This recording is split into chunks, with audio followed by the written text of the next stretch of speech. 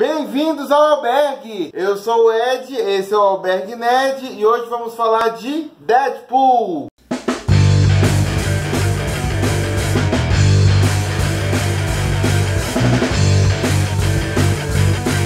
O Albergue Nerd!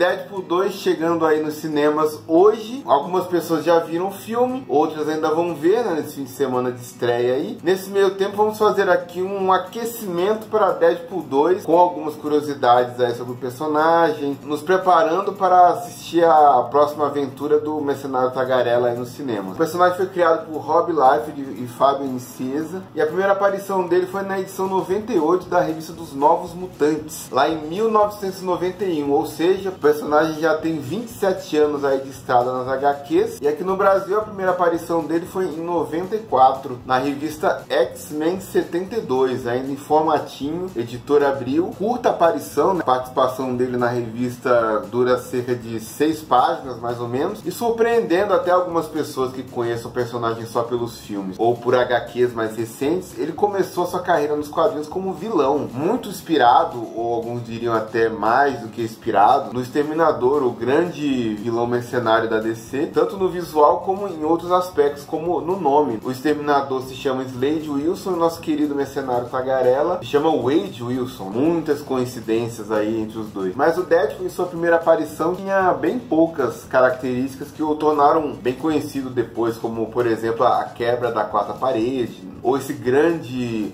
senso de humor exacerbado. E o Deadpool, ele fez parte de uma onda, né, uma moda muito presente nos anos 90 de regenerar vilões populares. Tivemos um exemplo bem forte na Marvel, que era o Venom, muito popular nas histórias do Homem-Aranha, muitas aparições, um visual interessante, acabou ganhando destaque, histórias próprias, título próprio, foi criado para ele um Nemesis, que é o Carnificina. Outros exemplos nos quadrinhos também ocorreram nesse sentido, como a Mulher Gato na DC, a Elektra também, que era capanga do Rei do Crime, né, e teve um revival nos anos 90 como heroína.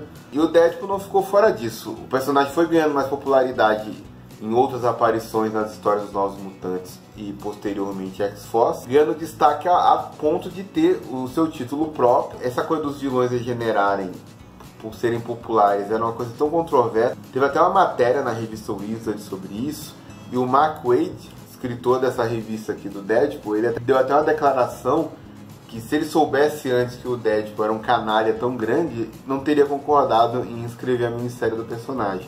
Então, para você ver a percepção do Deadpool como era diferente para algumas pessoas, né? Que ele ainda tinha aquela carga de vilão nessa época, e hoje em dia isso nem é lembrado mais, né? Uma característica que realmente ficou para trás.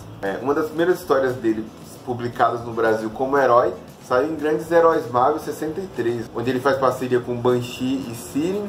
Ele é muito mais piadista aqui, mas ainda não tem aquela questão da quebra da quarta parede que viria a acontecer depois. Foi só no título encabeçado por Joe Kelly e Ed McGuinness, publicado aqui no Brasil em Marvel 99 da Abril, que o personagem veio a ganhar essas características todas que nós conhecemos. Bastante humor, quebra da quarta parede. Foi nessa fase que surgiu o Fuinha, né, que é o melhor amigo dele, a Sega All, que apareceu também nessa fase. Toda essa mitologia do Deadpool começou nesse título e apenas foi se ampliando com o passar dos anos. Uma coisa legal de falar sobre o título dos Novos Mutantes também, que tem a ver com Deadpool 2, são os personagens que surgiram nessa época e que vão estar no segundo filme. Cable tinha surgido uns meses antes. A Dominó, ela apareceu a primeira vez na mesma história que o Deadpool. Inclusive é ela que o derrota jogando umas facas nas costas dele, derrubando ele no chão. E nesse título também surgiu o Shatterstar. E o próprio título dos Novos Mutantes se tornou X-Force, que é uma equipe que vai estar aí no Deadpool 2. E aí nos perguntamos, era um surto criativo do Rob Liefeld? Por que tantos personagens novos? Os criadores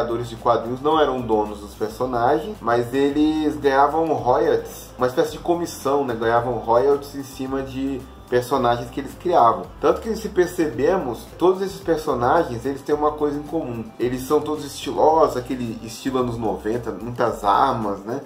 aquela quantidade enorme de bolsos, mas ninguém se preocupou com a origem de ninguém. Eles são teoricamente mutantes, mas ninguém fala de poderes. Cable, por exemplo, muito tempo depois que foi mostrar que ele era telecinético, o Deadpool, na primeira aparição dele, não se fala em fator de regeneração. Dominó muito menos dela manipular a sorte a favor dela, né? Criar personagens por criar. Uma coisa que os personagens do Rob Liefeld têm, se tornaram interessantes depois. O Deadpool teve um desenvolvimento depois, sobre características dele, sobre poderes e origens dele. Depois que vai se explorar a questão dele ter tido câncer, ter sido voluntário para o programa Arma X. O Cable, ele tem toda uma origem muito mais complexa, então todos eles se tornam mais interessantes nas mãos de outros roteiristas depois. E falando em Rob Liefeld, lembremos dessa piadinha aqui do trailer. Will be known as X-Force. Isn't that a little derivative? You're absolutely right. Essa piadinha você pode interpretar ela como plágio dos X-Men, por causa do nome da equipe, ou o gesto do Deadpool ser um plágio do Pantera Negra ou da Mulher Maravilha. Mas eu vejo uma outra camada de piada aí e referência, porque o Rob Liefeld, ele se considerou dono dos personagens uns anos depois. Teve uma treta judicial aí com a Marvel, né? Durante um tempo, a editora transformou X-Force em X-Táticos e o Deadpool ficou fora de circulação um tempo e se tornou o Agente X, né, que era um cara misterioso, tem uma origem ali que a gente não sabe exatamente se ele é o Deadpool, se não é. Depois explicam isso melhor, né?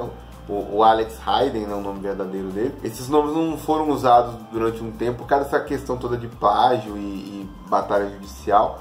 Se resolveu depois, o Deadpool pôde voltar. É interessante ver essa piada com essa camada a mais de informação, né? Que tanto o Deadpool quanto o X-Force foram envolvidos em uma disputa judicial aí. Bom, é isso. Espero que vocês tenham curtido aí algumas curiosidades sobre esse personagem tão querido por todos nós. Estamos todos aí ansiosos para assistir o Deadpool 2, para rever esse personagem. Torcendo para que o filme seja tão bom quanto o primeiro ou até melhor. Curtam o vídeo, compartilhem, se inscrevam no canal se ainda não são inscritos. E não se esqueçam das nossas redes sociais, Alberg72, no Instagram, Twitter e Facebook. Sigam a gente em todas elas. Que a força esteja com vocês e até a próxima.